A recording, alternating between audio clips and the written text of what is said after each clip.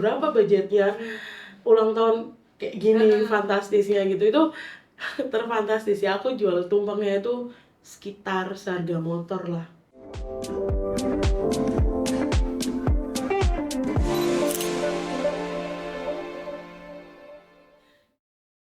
Welcome back to BBF Built by Female bersama aku Elin, co-founder dan juga CSMO dari Onsite Studio. Dan di episode 3 hari ini wanita hebat ada Kak Nisa, ratu dari pertumpangan dan pernasi kotaan yang jadi langganan pejabat-pejabat sampai ke artis-artis. Selamat datang Kak Nisa. Soalnya juga Kak. Apa kabar? Baik. Baik, aman ya Kak cateringnya ya Kak ya, ditinggal Aman main-main kok. di sini sebentar, aman ya. Oke, sharing-sharing dikit nih Kak, ini kan namanya Omah Tuna ya. Omah itu rumah, tuna berarti ikan tuna gitu kan ya. Kenapa nih Kak kok cateringnya namanya Omah Tuna? Itu ceritanya gimana nih Kak? Oh gini ceritanya, jadi kan sebenarnya itu aku terjun di bisnis kuliner. Itu awalnya nggak langsung catering sih. Oke. Dulu itu awal ngerintis itu ada bisnis, kita tuh fokusnya cuma di tuna-tuna aja. Terus seiring berjalannya waktu, bisnisnya berkembang, terus sekarang udah merambah ke catering gitu. Tapi karena udah lama banget pakai nama itu, terus pelanggannya juga udah banyak banget, jadi kita nggak ganti nama gitu sih. Brandingnya udah melekat Brandingnya ya. tuh udah melekat banget. Tapi nih. ada tunanya nggak ini Mas yang di sini nih? Terima Ada kasih by the way, tumpengnya lucu Ya. banget. ada onsite. Pagernya dari kacang panjang. Oke, tapi untuk tuna-tunanya masih ada Kak? Masih sih, jadi kayak kita itu kan sekarang udah catering ya, jadi memang di setiap menu kita itu signature-nya itu tuna sih. Jadi kayak di tumpeng tuh pasti ada tuna, terus di nasi kotak itu pasti ada tunanya lah kayak gitu, biar nggak jauh-jauh dari namanya juga. Si tunanya dimasak kayak gimana biasanya? Kita tuh biasanya tunanya simple aja sih, disuwir gitu aja, dibumbuin gitu aja sih.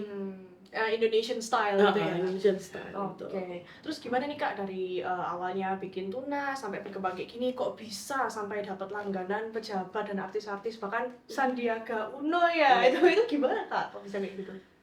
Jadi memang waktu itu terus kan kita akhirnya aku dibantu adikku yang kebetulan co-foundernya Omah Tuna juga, itu memutuskan untuk serius di ini kuliner.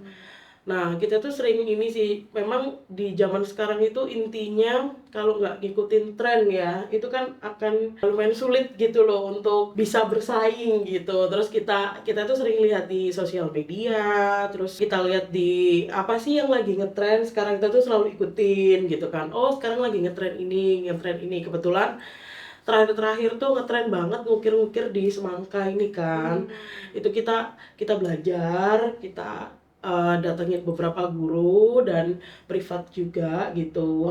Oke. Berarti ini melalui kayak belajar dari expert dulu gitu ya Kak ya? Benar. Oke. Jadi belajar dulu gitu, terus awalnya saya, terus karena ternyata permintaan pasar itu ini banget gitu loh, antusias banget kan. Jadi sekarang udah ada timnya gitu. Nah dari situ sih mulai banyak yang pesen, terus mulai sering-sering diundang lah istilahnya kalau kebetulan ada tamu-tamu negara atau mungkin acara artis gitu sih, terus udah mulai ini gitu.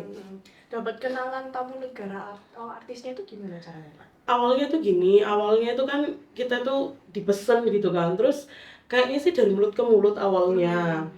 Kemudian karena kita tahu sudah banyak pesanan, akhirnya kita promoin ke sosial media kita kayak di IG, di TikTok kayak gitu. Nah dari situ juga ya? TikTok juga. Nah dari situ tuh udah apa ya istilahnya, terkenal banget Omah Tuna itu pasti tumpeng ada semangkanya, terus tumpeng yang apa ya, aneh gitu mungkin ya kayak gitu sih, karena kan kita juga medianya itu biasa tuh kan bulat gitu ya, ini tuh kotak kita bikin sendiri kayak gitu sih. Nah, kayak ini nih, kayak ada kacang-kacang kayak bikin bunga gitu. dari buah naga, dari kayak gitu. Kayak gitu sih, jadi mungkin ini ya apa namanya, ada yang beda gitu. Oke. Berarti kayak kalau kita lihat tumpeng dan ada semangka yang diukir, ini pasti Omah Tuna kayak gitu ya Kak ya? Maksudnya tuh mulai dikenalin sih kayak gitu. I see. Kalau udah kelihatan banget ini paling ya nggak jauh-jauh dari rumah tuna. Iya, orang emang pasti suka sih, soalnya kayak di custom kan lucu ya, bahkan ada yang Heeh. mukanya sampai mirip gitu kan ya, bisa Kayak mirip gitu. sampai berapa persen? Iya, sampai 80-90 sih. Oh, oke. Itu stepnya gitu. gimana tuh? Kirim foto atau? Itu kirim foto dulu kliennya, terus nanti kan kita tuh ada timnya yang khusus ngukir untuk muka-muka gitu sih. Jadi emang apa ya, itu karena mungkin ya karena diasah terus sering latihan juga lah intinya kayak gitu. Oke. Biasanya pekerjaannya itu berarti ada background desain kah atau pelukis kah atau kayak gimana? Yang jelas itu ini sih Kak, ini kan karena ngukir ya, jadi dia tuh harus telaten sih kayaknya. Karena ada kan pekerja kita itu hampir semua tuh mendapatkan kesempatan yang sama, kayak belajar ngukir, belajar ini apa carving gini ya, hias buah. Ya, tapi di antara mereka tuh pasti ada yang mahir banget kayak gitu sih. Itu biasanya kayak gitu tuh memang dia telaten banget sih dan jeli banget. Kayak gitu. Biasanya yang telaten-telaten tuh perempuan ya Kak ya? Betul banget. 40% pegawai kita tuh perempuan sih Kak, emang. Oke. Gitu sih. 40% perempuan yang bagian mengukir dan arrange ininya ya Kak Iya ya? sih, maksudnya yang ikut andil di Omah Tuna lah. Baik dari produksi, terus ukir-ukir kayak gini gitu, nggak jauh-jauh dari perempuan sih ini. Dengar-dengar perempuannya ini lebih spesifiknya janda ya Kak ya? Itu boleh diceritain nggak Kak, kok bisa mempekerjakan janda-janda ini untuk di Omah Tuna? Itu gimana awal mulanya kok bisa kepikiran ke sana? Gitu. Jadi awalnya kan gini Kak, usaha ini kan saya rintis sama adik saya itu kan awalnya usaha rumahan ya. Waktu pertama-tama kita buka, kita tuh masih pakai tenaga itu tetangga sekitar lah waktu itu. Dilatih gini gitu tuh. Awalnya nggak yakin gitu loh, ini kalau kita terus maju, terus berkembang, bisa nggak ya gitu. Tapi bekerja dengan perempuan, ibu-ibu terutama, ternyata lebih telaten gitu loh. Usaha kita itu kan udah jalan sekitar 5 tahun Kak. Selama perjalanan usaha itu memang benar-benar kalau kerja sama ibu-ibu ya, itu benar-benar telaten banget dan benar-benar ngerti gitu loh apa sih visi dan misinya Omah Tuna gitu sih. Daripada kita sempet beberapa kali itu rekrutmen untuk mengejar pasar ya, maksudnya antusias pasar, tapi ternyata visi misi kita tuh lebih cocok kalau kita partneran sama ibu-ibu sih, terutama maaf yang janda ya. Itu kebetulan ya adalah dari 40% wanita itu sekitar 15% ya kayaknya itu janda, dan ini mereka ini sangat ini banget, apa semangat kerjanya itu gede banget gitu loh Kak. Dan itu benar-benar bikin saya sama adikku itu kayak Tuh gitu ya. kerennya ternyata janda ya kayak gini. Maksudnya tuh bagusnya sampai kapan hari itu kita pernah kerja sama juga sama dinas gitu kan untuk ngadain pelatihan gitu kan. Nah, pelatihan itu memang fokus di perempuan sih, dan itu kayak diadain di beberapa PKK kecamatan di tempatku gitu loh. Dan itu nggak nyangka juga ternyata balik lagi gitu loh, yang antusias tuh perempuan lagi gitu. Jadi emang oh ya udah gitu. Jadi dari situ sih, dari mulai mengawali apapun sampai sekarang itu kita utamain perempuan. Itu sih Kak. Girl power. Iya. Nggak nyangka loh beneran itu gimana ya, kayak kalau kamu udah percayakan sesuatu dan kamu yakin banget itu emang iya kok gitu loh. Kan kadang orang perempuan bisa apa gitu loh. Apa secara tenaga atau secara ini, kadang perempuan katanya yang perempuan apa-apa pakai perasaan gitu, nanti bisnisnya gini, enggak gitu loh. Justru perempuan tuh paling apa ya, paling sabar, paling ngerti, bukan karena aku paling tekun, bukan karena aku perempuan, enggak, cuman udah observe ya. Emang ini sih emang kerasa banget kalau sama ibu-ibu sama perempuan itu, rasanya tuh emang benar-benar vibes-nya itu luar biasa sih. Justru kita pakai perasaan makanya kayak 100% kayak gitu loh. Kerjakan ya. Mungkin yang dia masak tuh benar-benar apa ya, dengan kasih sayang. Benar. Gitu sih. Ya karena aku sering hampir berkumpul kan setiap hari, selalu ketemu dengan para perempuan itulah pokoknya. Itu jadi kayak gini, oh kayak gini. Jadi emang benar-benar oh perempuan gitu loh. Jadi emang beberapa peranan penting di tempatku di Omah Tuna itu dipegang perempuan sih. Gitu. Kalau karena banyak 40% perempuan itu ada kayak gimana cara menciptakan lingkungan kerja yang nyaman untuk mereka gitu. Apakah ada culture tersendiri yang ditanamkan di Omah Tuna? Oh iya sih, karena kan lingkunganku itu kan perempuan-perempuan kayak gitu ya Kak ya. Jadi mungkin aku juga ini sih apa ya, perlakuanku ke mereka tuh beda gitu loh. Kadang-kala aku juga nganggap itu udah ikut kami itu udah dari awal Omah Tuna sampai sekarang gitu ya. Apa-apa itu emang ini sih diselesain barengan gitu loh. Jadi kayak ada problem ini gitu. Mungkin ya karena perempuan juga ya. Jadi kita kan bisa terima pesanan tumpeng tuh dadakan Kak. Kadang-kala mereka itu gini, saya tuh kalau misalkan ini diterima nggak ya pesanan dari pejabat A gitu, misalnya ini diterima nggak ya dari artis A gitu, itu saya kembalikan lagi sih ke mereka. Tapi mereka tuh selalu antusias gitu loh. Belum pernah itu saya dengar kayak, mbak jangan dong mbak, jangan itu, jangan ini, enggak. Ya itu mungkin ya karena terus nanti kalau mereka ada kesusahan apa gitu, kita tuh juga ya karena kayak keperempuannya itu kental banget itu tadi sih. Gitu deh, kayak kegotong royongan itu kerasa banget gitu loh Kak. Itu kan ada yang bilang kayak jangan pakai kayak gitu bisnis pekerja gitu kan. Enggak ya, lebih kayak kekeluargaan bersama. Aku nggak tahu gitu loh kenapa bisa gitu loh kan.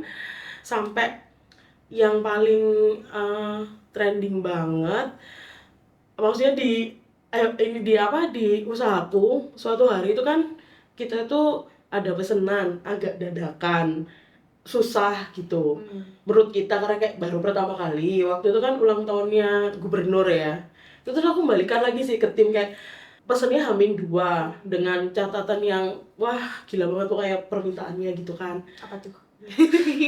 Jadi waktu itu Bu Gubernur kan ulang tahun Kak, itu pesen tumpeng dan banyak, jadi ada tumpeng besar ada tumpeng kecil, dan itu maunya kan satu yang paling hebat itu harus pakai hiasan bunga fresh. Itu aku hitung-hitung beli mawar tuh sampai 2000 tangkai. Wow. Dan itu segede apa berarti? Kayak H-2 gitu loh. Kita biasa selalu nyelesain masalah bersama, maksudnya yang udah terjadi ya sama ibu-ibu ini sama mbak-mbak ini, jadi kayak gak apa-apa ambil aja mbak gitu, kita hadapin bareng-bareng pasti bisa kok. Semboyannya tuh selalu sama, pasti bisa gitu. Terus tumpengnya tuh tinggi, pertama tuh tumpeng tinggi banget sih, sekitar 2,5 meter kayaknya. Lebih tinggi dari aku dong. Bener-bener tinggi Kak, bener-bener tinggi banget, bunga-bunga aja. Waktu itu sempat masuk di beberapa media sih, karena kan heboh banget. Iya kan karena ulang tahun ini ya orang nomor 1 ya di Jatim, terus kayak berapa gitu kan, berapa budgetnya ulang tahun kayak gini, fantastisnya gitu. Itu terfantastis ya. Aku jual tumpengnya itu sekitar seharga motor lah. Dan Ya sekitar berapa puluh juta ya, 20-an. Wow. Ya Itu tapi sih. masuk akal sih, bunganya juga 2000-an, segede itu. Itu kayak H-2 lagi. Gitu sih. Jadi sejak saat itu sih jadi apa-apa tuh ya itu tadi sih yang aku ambil hikmahnya ya. Usaha itu kan nggak bisa individu, saya nggak bisa aku aja gitu kan Kak. Itu kan melibatkan banyak orang. Selama kamu percaya bisa, terus yakin aja, terus ya jangan lupa sih berdoa ya sama yang di atas, pasti bisa kok. Gitu sih. Take note. Itu sih. Oke. Oh ini momentumnya gitu. Itu jadi kayak masih diingat-ingat gitu sama timku, maksudnya ibu-ibu itu. Ini berarti yang gubernur juga dapat semangka yang diukir gitu ya? Diukir seluruh tubuh nggak? Oh enggak.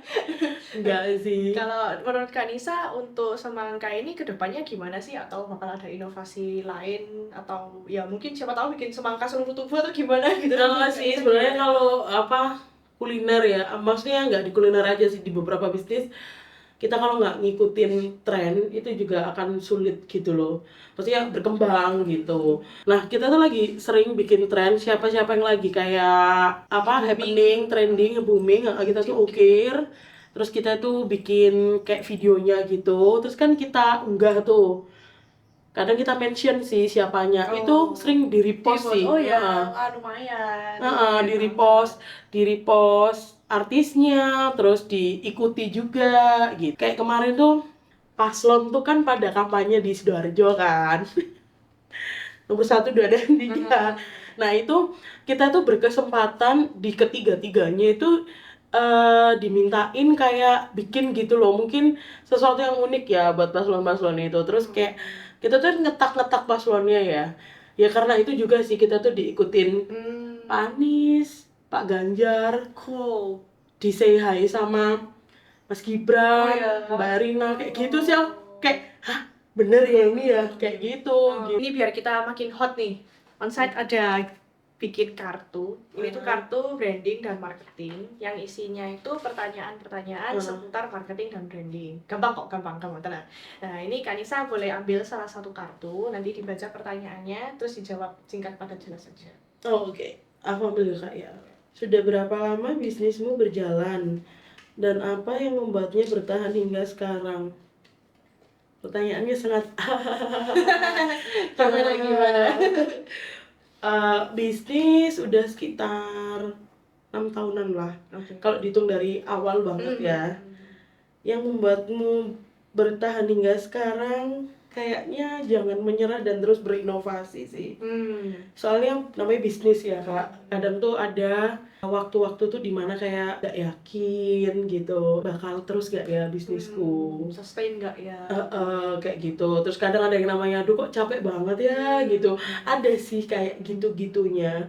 Tapi ya balik lagi kayak terus bergerak gitu loh. Nggak tahu itu bergeraknya akan minimal tetap harus bergerak sih. Jadi kayak apakah itu akan membuat bisnismu berkembang atau membuat bisnismu, yang jelas jangan diam aja gitu sih. Kalau yang dari aku alamin gitu. Nah aku ya gitulah. Apalagi dibantu sama tim-tim tadi yang juga sama-sama semangat gitu kan ya. Gitu Jadi sih. sama-sama bisa nge-push terus never give up bareng-bareng itu Betul. enak sih, nggak sendirian gitu ya. Karena tuh juga misalkan itu Kak, kayak kita tuh kan hampir, cerita sedikit boleh ya? Boleh. Kita tuh kan hampir nggak pernah libur nih, kayak buka terus gitu kan. Terus kan kayak ada titik dimana kayak aduh kayak capek ya lihat wortel terus, lihat lobak terus, buah naga terus, ayam terus gitu kan, capek gitu.